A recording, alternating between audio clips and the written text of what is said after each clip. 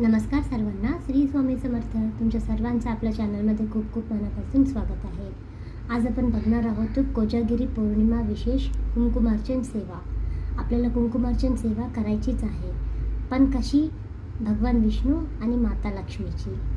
तुमच्यापाशी फोटो असेल दोघांचा किंवा मूर्ती असेल, जे काही आहे ते एका तामणामध्ये ठेवायचं आणि आपल्याला कुंकू वाहत कुंकू अर्पण करायचं आणि सेवा करायची आहे. आता माझ्यापाशी पोथी आहे ह्या दोघांची व्यंकटेश स्तोत्राची, मी हे ठेवली आहे. एक आपल्याला दिवा लावून घ्यायचा, अगरबत्ती लावून घ्यायची, असं एका पाटावर ठेवून घ्यायचा फोटो, मूर्ती किंवा जे काही पोथी आहे ते.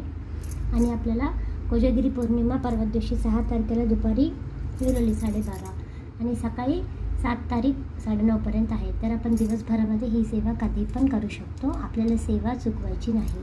सेवेमध्ये आपल्याला बघा श्रीसूक्त किंवा महालक्ष्मी अष्टक, सिद्धकुंजिका स्तोत्र आणि विष्णू भगवानाचं विष्णू सहस्रनाम किंवा व्यंकटेश स्तोत्र मराठी किंवा संस्कृत हे म्हणत आपल्याला असं त्यांच्या चरणापासून ते डोक्यापर्यंत कुंकू असं अर्पण करायचं आहे. असं 3 बोटांनी किंवा 5ही बोटांनी असं करायचं आहे. आपल्याला म्हणायला येत नसेल तर आपण मोबाईलवर लावून ऐकत पण अर्पण करू शकतो किंवा आपण हळूवारपणे म्हणत करू शकतो. ही सेवा खूप उच्च कोटीची सेवा आहे.